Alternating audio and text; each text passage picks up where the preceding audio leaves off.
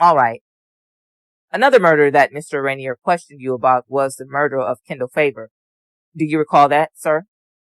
Yes. Just like some others in Keys, you were not present for the murder of Kendall Favor, were you? No, I wasn't. So the only information you know about the Kendall Favor murder is what other people told you, correct, sir? What they told me, that's all I know. Isn't it true, sir, that you didn't provide any information to the government about the Kendall Favor murder until August of 2016? Until they asked me about it. I done forgot all about it. I had forgot about it. Now, these meetings that you had with the FBI agents and with the U.S. Attorney's Office, I mean, these people are good interrogators. They're good cops, right, sir? Yes.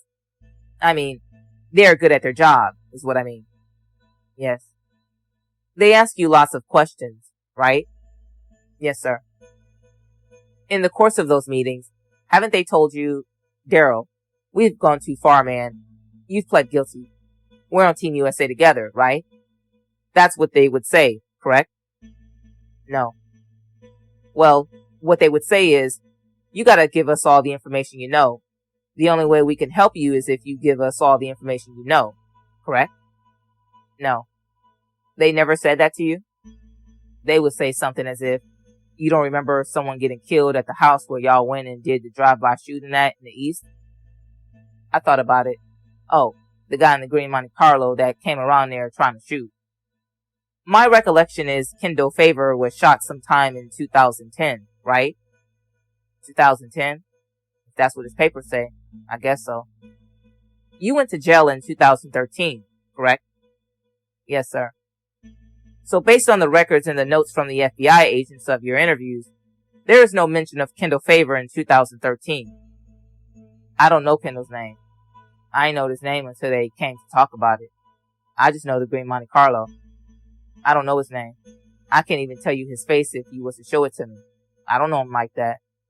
What I am asking you, sir, is how did you remember anything about the Kendall Favor murder in 2016, in August, right before we were fixing to go to trial the last time, before the continuance, because when they asked, and you didn't offer any information about it in 2013 when it was much fresher in your mind? Because I didn't remember. The only thing that made me remember was the green Monte Carlo. I remember when they came around there shooting. And that was the reason for me and the rest of us getting in the car, going back around there and shoot back at them. Isn't it true, sir, that after you pled out and downloaded all the information you had to the FBI in October of 2013, like you've testified, at some point after you and Rabbit were together and getting on the same page, Rabbit told you, hey, Darryl, don't forget to give the information about Kendall Favor. This is what I told him. Let's get on the same page.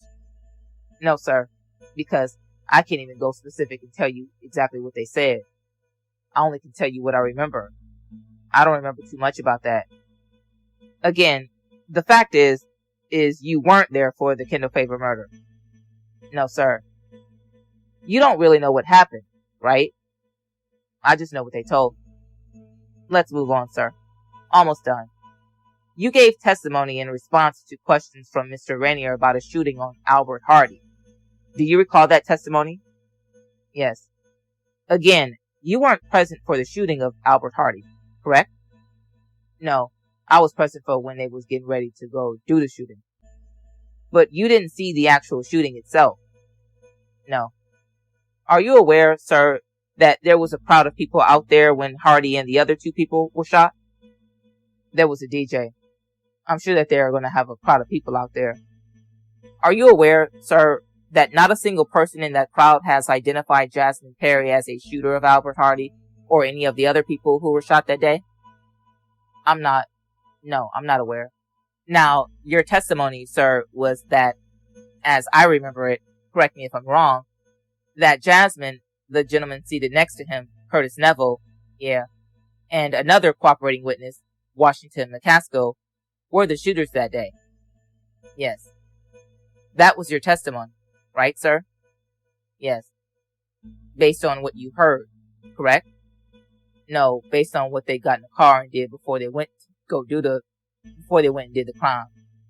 The car that they were in that particular day was a Toyota Solara, according to your testimony, right, sir? Yes. That's a small convertible, right? Yes. This particular day, it's in the police report, but it was broad daylight, right? Yes. It was a nice, sunny day, right? Yes. Wasn't dark, wasn't rainy, right? Yes. The Toyota Solara is a small car, correct? Yes. Top was down? Yes. It's a two-door car, isn't it? Yes, sir. Big Wash was the driver of the car, wasn't he? Yes. He's not called Big Wash for nothing, right? Yes. He's about 6'7", 380 pounds, right? Yes. Mr. Neville is not a small man either, is he? No, sir. I'm 6'1.5", maybe 6'2" in dress shoes. I sit across from him every day. He's at least 2 inches taller than me.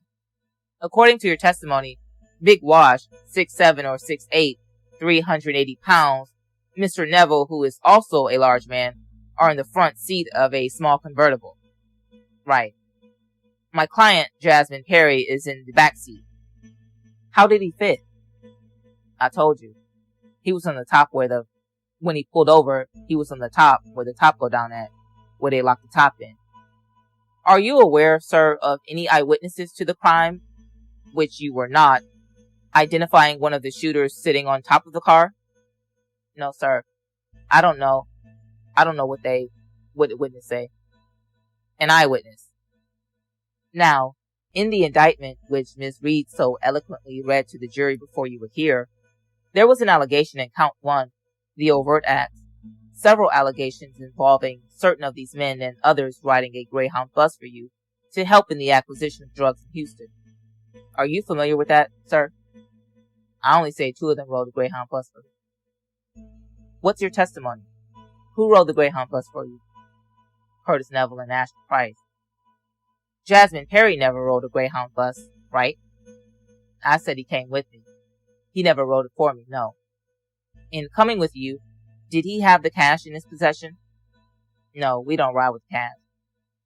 The cash was on the bus, right? Yes. In riding with you, he didn't have the drugs in his possession either, right? No, sir.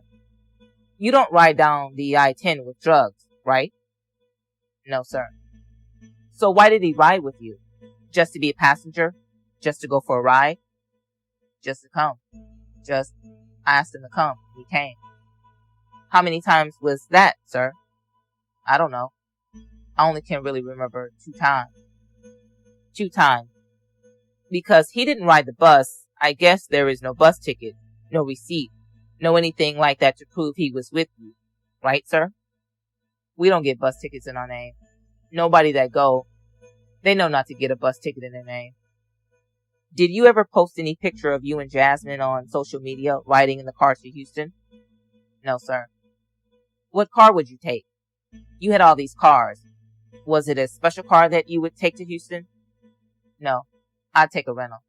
One time, I took my Infiniti before. Do you remember the car you took when you claimed Jasmine Perry rode with you? I took my Infiniti. So Jasmine Perry is just there for the ride, right, sir? Yes. He's not holding the money? No, sir. The money is on the bus, right? Yes. Not holding the drugs because the drugs are on the bus, right? Yes, sir. Jasmine Perry didn't commit any crime, did he? The crime of just knowing, that's it.